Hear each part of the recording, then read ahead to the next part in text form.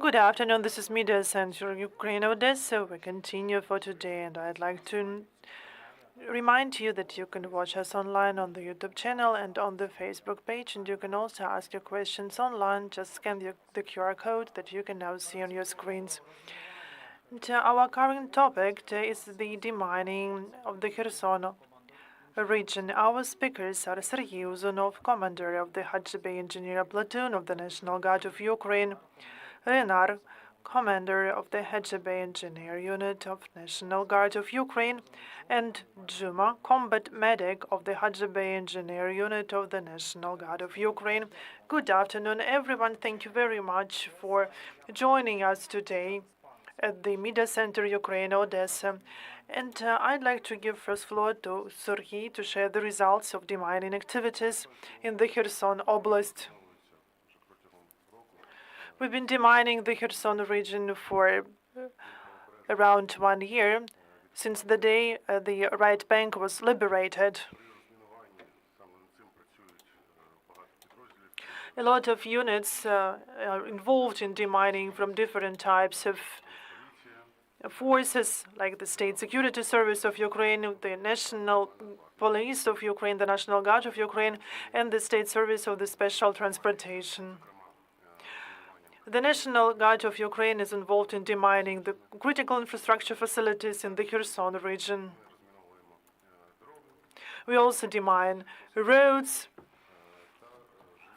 agricultural lands, the residential and administrative buildings in the territory of the Kherson region. We have demined thousands of hectares and destroyed thousands of explosive devices. However, unfortunately, it will take a long time to demine everything in the Kherson Oblast. What are the most optimistic forecasts? Optimistic forecasts are not always true. But we sappers joke that if we provide demining tools to locals, they will be able to demine everything in a month. We've faced such cases when a local population addressed us saying that there is an explosive device somewhere, asking us to help to destroy it. And we asked them what is meant by, and we expect that locals will just describe it as round or green, but locals have Googled everything, and they are ready to provide the full information, the type of the explosive device, its characteristics, how can it be best destroyed.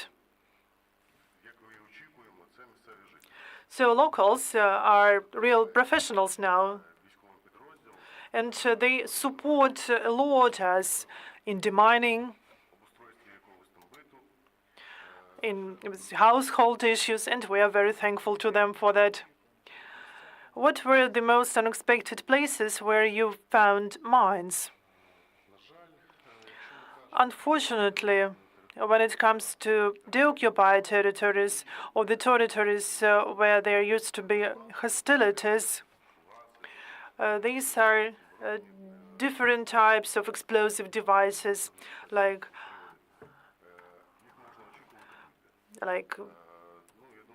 explosives or different types of booby traps in toys, printers, residential buildings which were left during occupation. So people, when they return home after liberation, find booby traps that were planted there to harm people whose houses were used by the occupiers. Thank you. I have a question to Renar. What types of weapons do you find during demining which are forbidden by the international conventions? We found different types of remnants of such weapons like Kalashnikov assault rifle that we utilized at the spot. As for the forbidden devices, the mines, this is the violation of the Geneva Convention. They are the types of the ammunitions that we still need to find and neutralize. After utilization, do you send some parts of such devices to expertise? We destroy everything. Nothing is remained there. There are some small parts, and it is very difficult to identify what was that. If we destroy ammunition at the spot, so we can try to find some parts to send for test expertise, but this is the task of other groups. Why I'm asking that, for example, do you find any mines that produced in Russia using foreign elements? Yes, we find their mines marked with that O. So the Russians demonstrate in such a way that they produce such mines. What information do you get from locals? What stories do they share with you about the occupiers, which they call as orgs?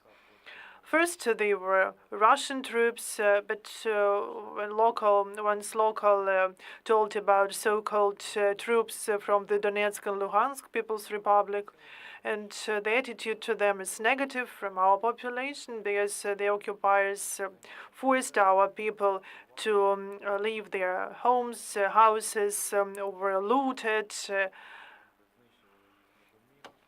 Some of the houses have been destroyed together with gardens and fields. And our locals, they have a very aggressive attitude to the occupiers, and they don't want them to come back to those territories. Do locals provide information about military crimes? The information that you can see on the news. For example, there were thefts of cars that were brought to Crimea, as well as children were kidnapped. The houses looted. So the money, some precious metals were stolen by occupiers and brought out of the Ukraine. I have a question to call sign Dzhuma.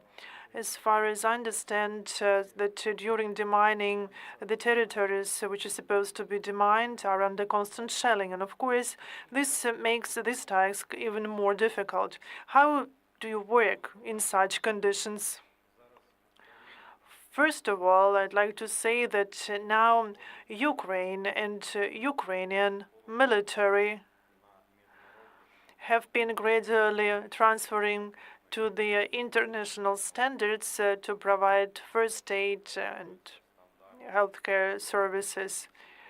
TC3 standards have been gradually implemented. These standards envisaged a clear plan and procedure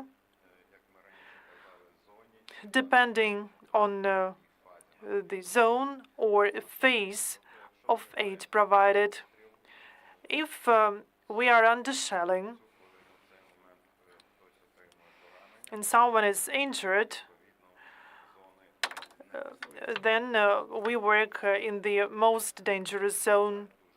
And there, unfortunately, we can just take not the minimum amount of measures.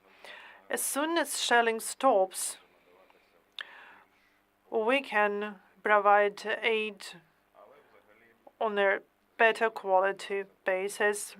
But of course, the war is very dangerous, and we should understand that providing aid to a wounded person in the combat zone, the decision to do so, especially under shelling, should be taken by a person who can provide such help.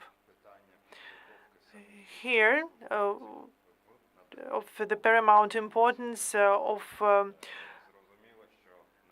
the training of soldiers, how to ensure self-care. That's why our soldiers should be able to use properly tourniquets, and also to remember about the procedure for the emergency, including communication with brothers or sisters in arms, with commanders, communication in teams or groups, to avoid the situations can lead to even more casualties or deaths. TC3 envisages three main objectives: to provide aid, medical aid to a wounded person, to avoid additional losses and injuries, and to fulfill a task. We can see that the Kherson Oblast is attacked heavily by occupiers with controlled aerial bombs. How can you explain this? I think that my colleagues can better answer this question. I can just add a few words to what has been made by Dzhuma. It shows that the enemy is afraid of counteroffensive and movement of our military. That's why they want to stop us, to stop our troops, and it also prevents separatists from fulfilling their tasks. So they always try to interfere with our activities. Drones like Lancets, Orlans, Kazans fly over us.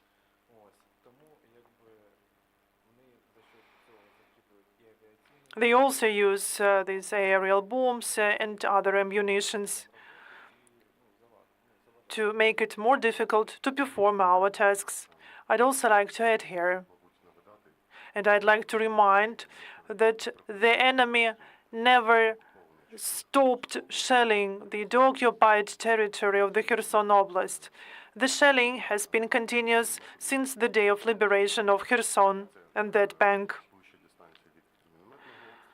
So they use mortars where they can get closer, and they also use aerial bombs, multiple launch systems like Grad, Uragan, and they don't have any specific objective when they attack us like that.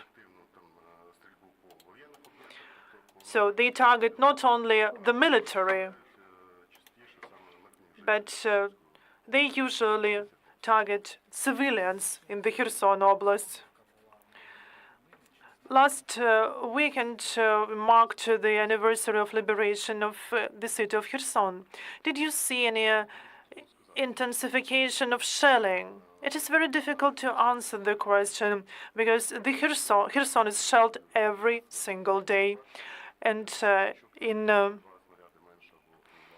the news we can see that if there are like two more shelling, like cases of shelling or less, it is not correct to compare because the enemy continues shelling civilians and the city of Kherson. Do the citizens, do the residents of Kherson have time to hide in shelters because the enemy is very close?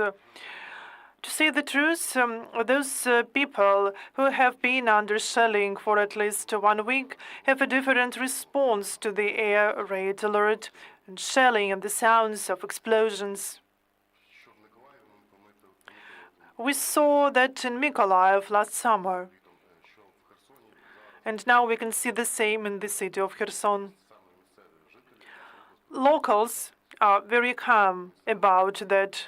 Yes, of course, local authorities and the state authorities, they install mobile shelters to hide from shelling.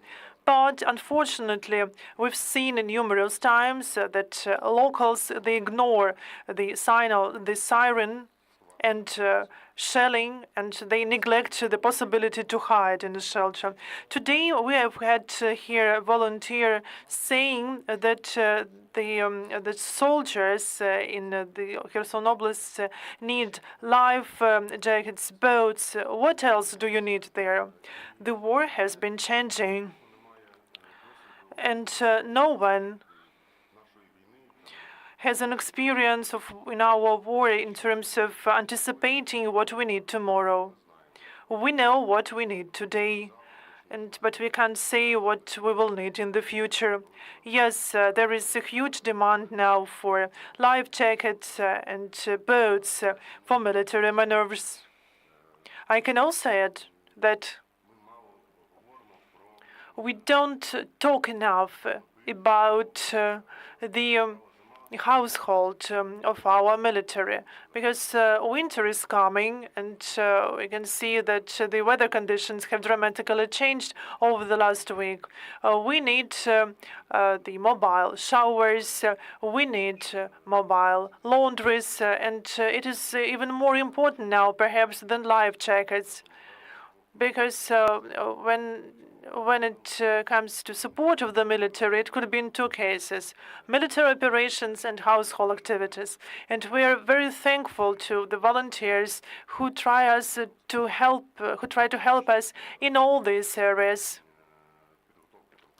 to improve better preparation for military operations and military tasks, and also to just to improve the life conditions at our positions, and help us with such simple things as just the possibility to take a hot shower and to wash clothes in hot water. It's simple. These are simple things at home front, but it is more important for us. But people can can adapt to everything very quickly. We have a joke that in summer the mouses live with us, and in winter we live with them.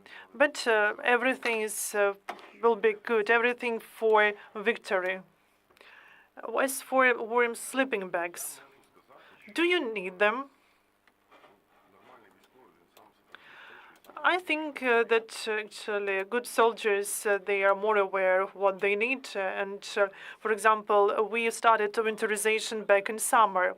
In our unit, all soldiers have everything that they need for winter, and they had it back in summer. And in winter, we are getting ready to summer. I don't see any problems and issues with that. Call sign Dzhuma. Would you like to add something?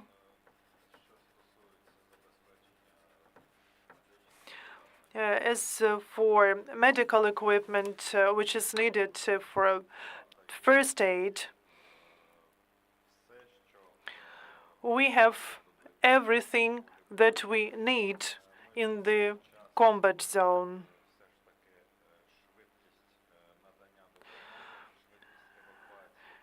And we are living in those times when the evacuation of injured has become quicker compared to the previous period.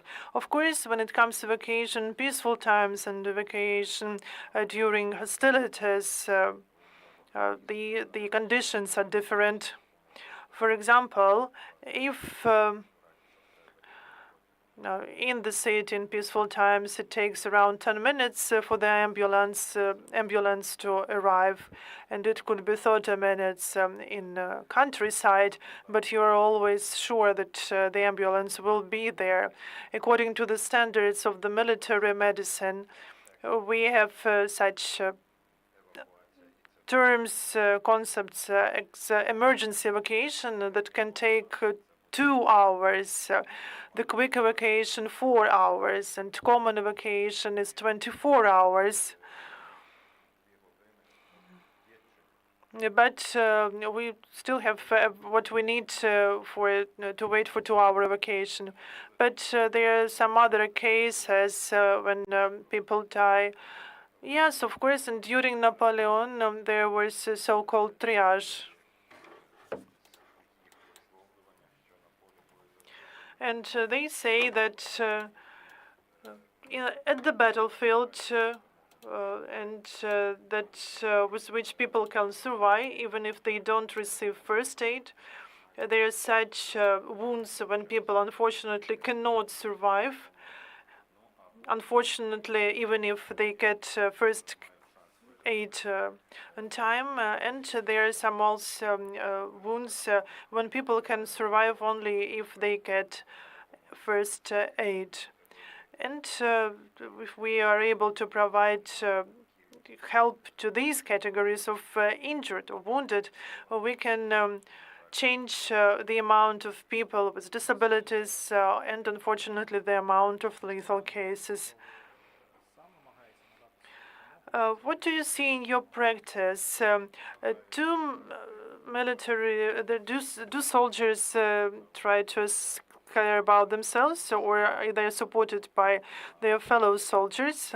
Fellow soldiers, but very often, all the time we say during our trainings that every zone or in all conditions have their own rules, and the wounded should be able to provide to ensure first aid by themselves. It could be an engineer unit or infantry unit. In all cases, they should try to help themselves, because first of all, a lot depends on timeliness and on the speed with which the first aid was provided. Moreover, when it comes to injuries, one injured person is minus one military unit, and person and another person that can provide first aid should be distracted from their tasks, and this can affect the success of the military operation. So that's why first we try to take care about ourselves, but if it's not possible, then fellow soldiers are involved in that depending on the tactical situation. As far as I understand, for the common cars are used for evacuation. Tactical evacuation envisages 2 options. So it could be case evacuation or medical evacuation. If an injured person is evacuated by local motor car, then this is a case evacuation. It's not a medical evacuation, but this is evacuation anyway. But there is no specially equipped car for that, and there are no professionals to assist. But if we put cross on a common motor car, then it would be a hint on the medical evacuation. Medical evacuation, in its turns, envisages at least first aid kit with additional means to provide first aid, and so there could be a driver or in some person together with the driver that can provide some first aid. Apart from the skills that should be mastered by all soldiers, there are 5 skills that should be mastered by all soldiers when it comes to first aid. And during evacuation, there is a huge risk of shelling. There are a lot of cases. Yes, unfortunately, and a lot depends on the skillfulness of drivers, their knowledge of territories, the possibility to proper orient there, and for example, to drive at night without lights. So success is rather difficult here. How locals support you? Perhaps with food or some other items. As it has already been mentioned today, when it comes to our unit dealing with demining, and locals are the mostly interested in that. That's why they provide rather useful help to us. But we should also remember about possible saboteurs. We always must verify information and be focused. That was my next question about collaborators. Do locals provide information about collaborators? I think that you should ask other units about that. Perhaps you've heard something about that. Yes, we've heard that when the enemy left the Kherson Oblast, the right bank, some collaborators reminded on the occupied territories, and we know that our special services deal with this issue. Have you seen any cases when they inform the enemy about the positions of the Ukrainian soldiers? Of course, such cases can be there. But this information is known to special services, and special services do everything possible. Would you like to add something?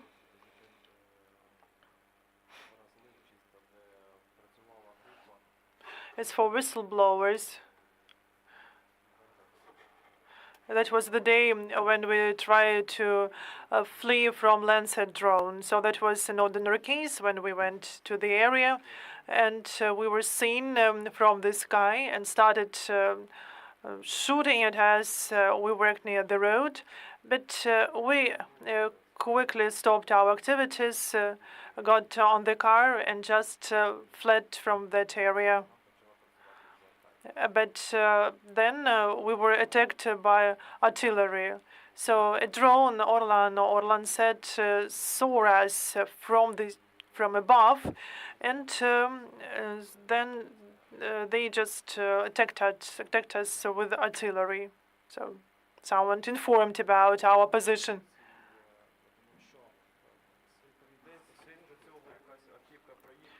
So someone had seen us there, and then they just launched the drone to identify our whereabouts. And I know that after liberation of Kherson, the locals they just showed the places of residence of collaborators to the special services, and it would be great if there are no such cases there. Because the life of soldiers and people is priceless. There's been such information about regrouping of the forces of the Russian Federation at the left bank, and that information was provided by Russian media, but then it was refuted. But similar situation was the liberation of Kherson. You remember that when they said that they were trying to withdraw. Could it be some fake information or provocation? We don't have detailed information. We cannot comment upon this. It could be a fake, but it could be some reality. So the information provided by the enemy should be verified in all cases. So we cannot say that if it's true or not. And it could be a trap. And I cannot provide this information. I have one more question. And recently in Odesa, you see the cases when men are taken from the street by the representatives of recruitment centers. How can you comment upon that? It is very difficult to do that because our unit is made of volunteers. So those people who volunteered to join the armed forces of Ukraine and fully understanding all the risks related to the war and especially to our unit because of the specific nature of the military tasks. As for recruitment centers, I think that law enforcement bodies should deal with such cases to investigate everything. And also, we should speak about those people who did not provide their data to the recruitment centers according to the law of Ukraine. Thank you. Would you like to add something about that? No. And we don't have nothing to add. So we, all of us, are volunteers. And that's why we're not interested in the activities of the recruitment centers. But sometimes, this fail. They just spoil the reputation of the military, not the military, but the recruitment centers. This is a separate body. They separated from the armed forces of Ukraine. And they should solve all the issues by themselves. Thank you very much for joining us, Ukraine. Thank you very much for your work. This is the last briefing for today.